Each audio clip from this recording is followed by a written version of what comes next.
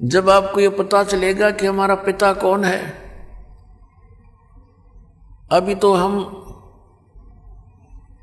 इस काल को अपना मालिक मान बैठे थे कि ये हमारा पिता है, और पिता ऐसे दुख देता है जो कि यहाँ के प्राणी आप देख रहे हो। किसी मेडिकल में जाकर देखो,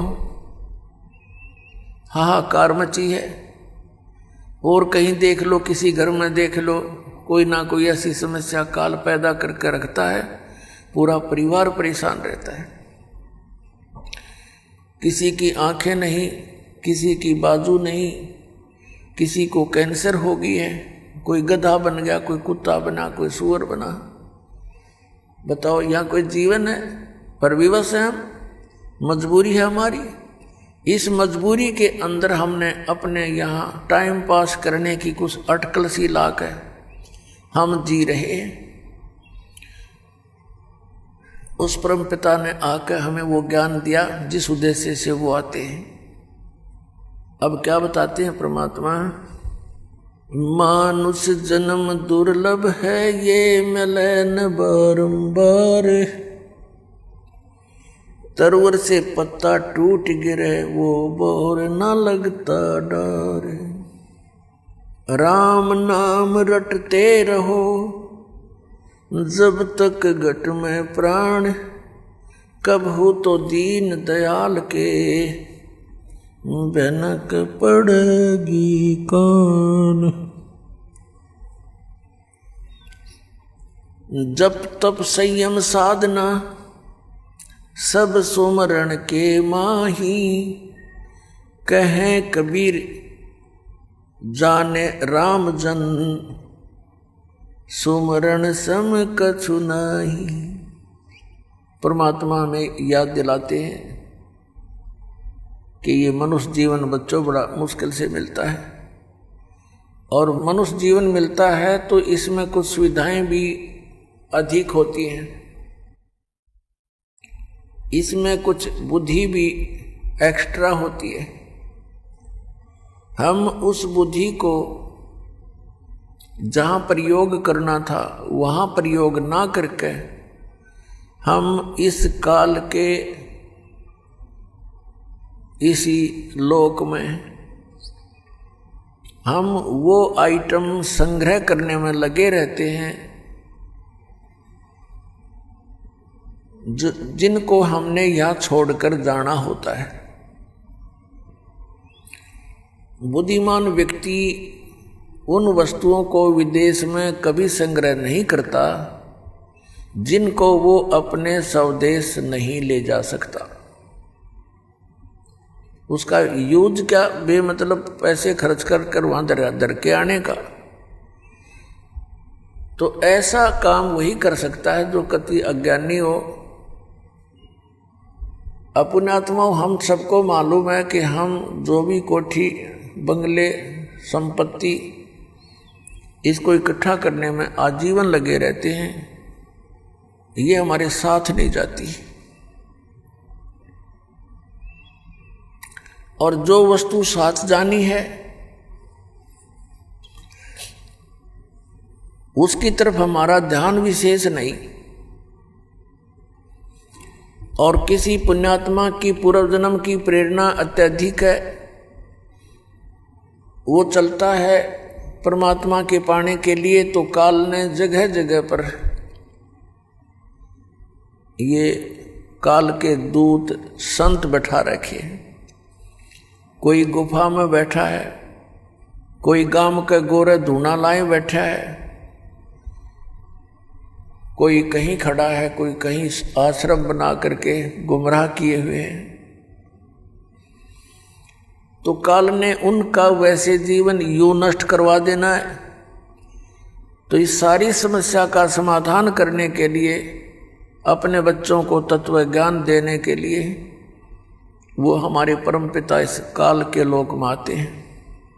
पुण्यात्माओं, परमेश्वर ने आके बताया है कि मनुष्य जीवन प्राप्त करके जो नहीं रटे हरि नाम, जैसे कुआं जल बिना फिर बनवाया क्या काम। जिस कुएं में जल नहीं वो कितना ही सुंदर हो, कैसी उसकी बढ़िया कंस्ट्रक्शन कर रखी हो, और जल है नहीं तो उसका नाम कुआं अवश्य है, गुण कूप के नहीं है। ठीक इसी प्रकार मनुष्य जीवन मानव शरीर प्राप्त करके जो प्राणी साधना सत्य नहीं करता उसका नाम मनुष्य अवश्य है, पर काम मनुष्य के नहीं, वो गुण मनुष्य के नहीं।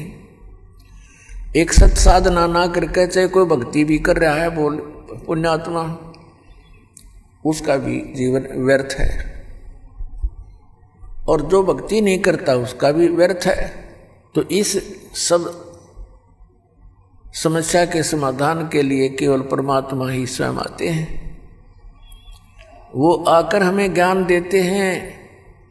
गुरु बिन माला फेरते, गुरु बिन देते दान, गुरु बिन दोनों निष्फल हैं, चाहे पूछो वेद पुराण।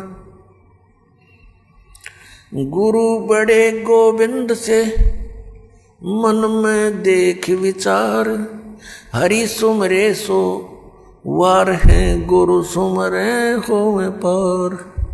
परमेश्वर ने आकर के हमें इस पूरे प्रोसेस से परिचित कराया है कि परमात्मा कैसे मिल सकता है, तुम काल के जाल से कैसे छूट सकते हो। उसके लिए सबसे पहले मालिक ने बताया है कि सबसे पहले गुरु हो, और गुरु पूरा हो।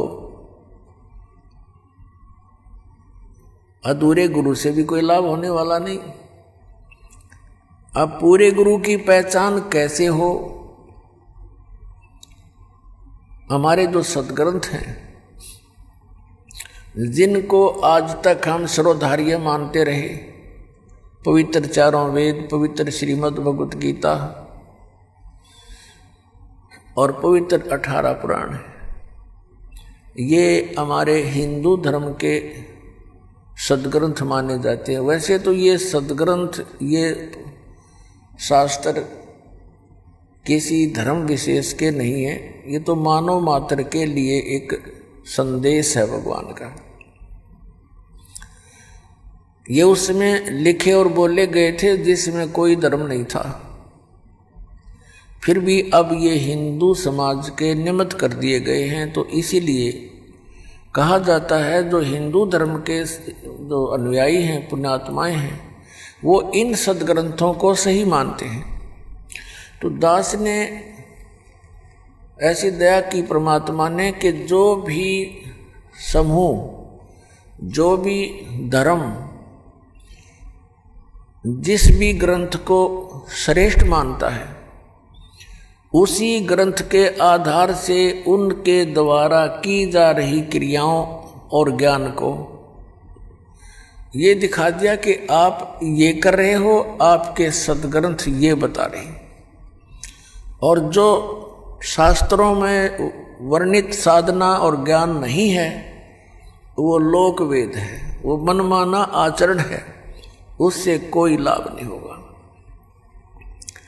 श्रीमद् भगवत गीता अध्याय नंबर 16 के श्लोक नंबर 23 और 24 में कहा कि शास्त्र विधि को त्याग कर जो मनमाना आचरण करते हैं, उनको न तो कोई सुख होता है, न उनको सिद्धि प्राप्त होती है, और न ही उनकी कोई गति होती है।